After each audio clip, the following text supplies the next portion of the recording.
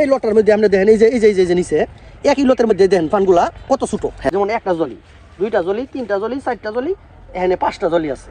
আসসালামু আলাইকুম, সবাই কেমন আছেন? তো আজকে আমরা চলে আসছি বাংলাদেশের বিখ্যাত পান পাতা খেতে। আসসালামু আলাইকুম কাকা, ভালো আছেন? পান খেতে কাজ করতেছেন? কি কাজ করতেছেন পান খেতে? ও আচ্ছা আচ্ছা, এখন শুধু ওই যে এগুলা লাগাইতেছেন না? ও আচ্ছা আচ্ছা, পুরানগুলা নামায় আর নতুনগুলা দিবেন। পান আমাদের দেশের একটি অতি পরিচিত খাবার। বাংলাদেশের বিভিন্ন জেলার ছোট বড় সবাই পান খেয়ে থাকে। বিশেষ করে নানি দাদিদের অনেকেরই এই অভ্যাস থাকে পান পাতা খাওয়ার, তাই বিভিন্ন স্থানে বাণিজ্যিকভাবে এর চাষও করা হয়। আজকে আমরা এমনই একটা জায়গায় চলে আসছি। তো যাই হোক, চলুন আমরা এই বিখ্যাত পান খেতের মালিকের সাথে একটু কথা বলে নিই। আসসালামু আলাইকুম ভাই, ভালো আছেন? ভাই ভালো, আলহামদুলিল্লাহ। জি ভাই, পান বাগান কি এটা আপনার না? হ্যাঁ আমার। তো এটা পান কেমন ফলন দেয়? মোটামুটি ভালোই। ভালো না? এমনিতে সরকারি ভাবে কি কোনো রকম সুবিধা আসে আপনার কাছে? সুবিধা এটা যে ওষুধ যে আছে এটি দিয়ে আর কি আমরা এগুলা দেয় গিয়ে আনি মনে দিতে, দিঘার কান্দি নারায়ণ দিতে, এদিক থেকে আনি। প্রতি বছর কতবার এরকম মানে তুলতে পারেন ফলন? এই সপ্তাহে 2বার তুলুন যা। সপ্তাহে 2বার? কিরকম হয় আর কি আপনার সপ্তাহে? মোটামুটি হয়। কতটুকু ওজনে দেন নাকি এগুলো বিড়া হিসেবে? বিড়া হিসেবে না? কেমন বিড়া হয় কেমন? এটা 5 কুড়ি 6 কুড়ি ভানো। 5 কুড়ি 6 কুড়ি সপ্তাহে 2বার হয় এরকম? 2বারও। যাক, তাহলে আলহামদুলিল্লাহ ভালো আছে না ফলন? ধন্যবাদ ভাই আপনাকে। আয়ুর্বেদ শাস্ত্র মতে পান খেলে ক্যান্সারের মতো ভয়াবহ রোগকেও প্রতিহত করা যায়। পানের রসের মধ্যে থাকা সুপারি, চুন, লবঙ্গ, গুলকন্দ হজম শক্তি বাড়াতে সাহায্য করে। পান শুধু হজম শক্তিই বাড়ায় না, পাশাপাশি সুগন্ধি হিসেবেও কাজ করে। পানের মধ্যে যেমন হাজারো উপকার আছে, তেমন তার মধ্যে কিছু ক্ষতিকারক দিকও আছে। তবে পানের ক্ষতিকারক দিকগুলো বর্জন করে পান খেলে কোনো সমস্যাই হবে না, বরং অনেক উপকারী হবে। তবে আজকে আমরা যে পান খেতে আসছিলাম মোটামুটি ভালোই ছিল। আমরা আরো বিস্তারিত জানার জন্য এখানকার এক বিখ্যাত পান চাষির সাথে কথা বলে নেব। তো চলুন বিস্তারিত জেনে নিই। আসসালামু আলাইকুম ভাই। ওয়ালাইকুম আসসালাম। ভালো আছেন? পানের মধ্যে ভালো কোনটা, এটা না ওইটা? না, পান হইলো আপনার মানুষে খাওয়ার লগে কথা। যারা গয়ের খায় মজা পায়, গয়ের খায় তারা গয়ের খায়, আর যারা লাল ডিঙ্গি খায় মজা পায় তারা লাল ডিঙ্গি খায়।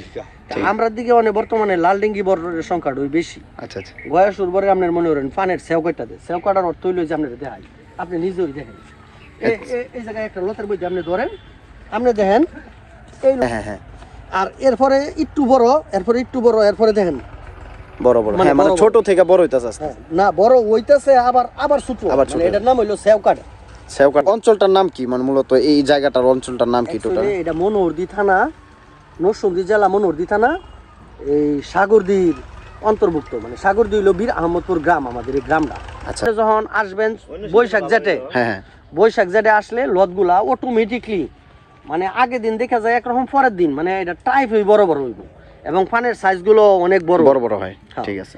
এখন যদি রুনটা মনে করেন আমাদেরকে একটু কমের মধ্যে দিত, আমরা যে এক সব মাছের রুন বা পোল্ট্রি খামারের রুন যদি আমরা বরের মধ্যে দেয় কৃষি খামারে, এই মিলে টাকা নেই, তাহলে কিন্তু আমরা এই রুন আনিয়ে পারতাছি না। না না, এটা সম্ভব না। যদি আমরা মনে করেন যে মিনিমাম 4% বা 5% হারে আমরা দিত, আমরা আরো ভালো ফলন দিতে পারতাম। আচ্ছা, এই দেশের উন্নত হইতো, পানের কোনো ঘাটতি থাকতো না।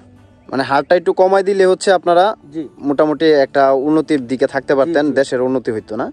মিনিমাম 8% হইলো জনগণ এই রুনটা আনতো, কিন্তু 12% রুনটা দিয়া একবারে মনে করেন এটা অন্যরকম হয়েছে।